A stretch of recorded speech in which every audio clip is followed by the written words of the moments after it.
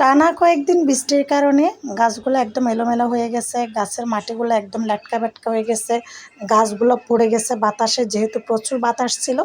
তো আমি প্রত্যেকটা গাছ তুলে দিয়েছি, ঠিক করে দিয়েছি এবং প্রত্যেকটা গাছের মাটি ঠিক করে দিয়েছি, প্রত্যেকটা গাছের সাথে খুঁটি অ্যাড করে দিয়েছি। এখানে আমার প্রত্যেকটা মরিচ গাছে আলহামদুলিল্লাহ প্রচুর পরিমাণে মরিচ ধরে আছে। আমি কিন্তু প্রায় অনেকগুলো মরিচ ছিঁড়েও ফেলেছি, তারপরও অনেকগুলো মরিচ এখনও গাছে আছে আলহামদুলিল্লাহ। তো এই মরিচ গাছের যে বৈশিষ্ট্য, কেন এত মরিচ ধরলো, কীভাবে ধরলো, আমার আদৌ মরিচ গাছ লাগাইছি পর্যন্ত আমি এত মরিচ খেতে পারি নাই। তো যাই হোক, এই যে আমার গাছের পরিবেশ আপনাদের সাথে শেয়ার করতেছি, অবস্থাগুলো আমি মনে করছি কি এটা জানানোর প্রয়োজন। তো এইদিকে আমার লিউটাও দুষ্টামি করতেছে, আর এই ফুল গাছগুলো অলরেডি বৃষ্টির কারণে মারা যাচ্ছে। তো লিউ আমার পিছনে পিছনে ছুটে ছুটে আসতেছে, আমি যেদিক যাচ্ছি লিউ যাচ্ছে। তো এই গাছগুলো প্রত্যেকটা গাছ একটার সাথে একটা বেঁধে দিয়েছি, কারণ বৃষ্টির কারণে বাতাসের কারণে গাছগুলো একদম কাত হয়ে পড়ে গেছে, ঝুঁকে গেছে। তো যাতে গাছের ক্ষতি না হয়, গাছগুলো এক একটার সাথে খুঁটি বেঁধে বা অন্য গাছের সাথে টানা দিয়ে বেঁধে রাখছি। দেখেন লিউ আমার সাথে সাথে কিন্তু আপনাদেরকে ভিডিও মাধ্যমে আনন্দিত করতেছে।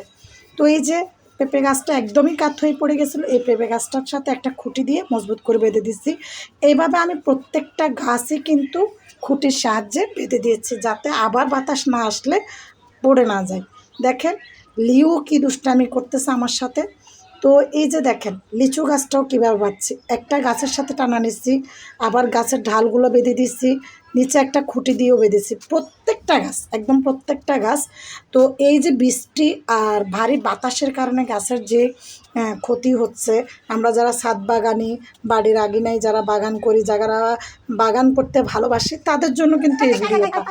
তো আপনারা হচ্ছে যাদের গাছগুলো দেখতেছেন যে বৃষ্টির কারণে নষ্ট হয়ে যেতে পারে, তারা কিন্তু, আমার লিউ কিন্তু বের হয়ে যাচ্ছে, দেখছেন লিউ আমাকে এত ডিস্টার্ব করে, লিউকে ঢুকাই ফেলছে গেটের ভিতরে।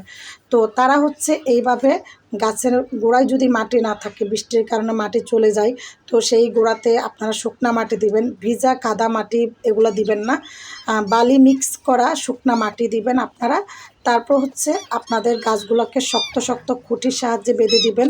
আপনার পাশের গাছটা যদি মজবুত থাকে, ওই গাছের সাথে আপনি টানা নিয়ে বেঁধে দিবেন।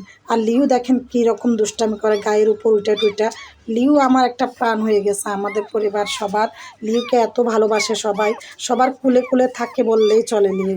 তো যাই হোক, ভিডিও ভালো লাগলে সবাই শেয়ার করে দিবেন। আজ এই পর্যন্ত। টিকটক থেকে দেখলে ফলো করবেন, ইউটিউব থেকে দেখলে সাবস্ক্রাইব করবেন, পেজ থেকে দেখলে ফলো করবেন, ভিডিও শেয়ার করবেন, কমেন্ট করবেন। আল্লাহ হাফেজ, সবাই ভালো থাকেন, সুস্থ থাকেন।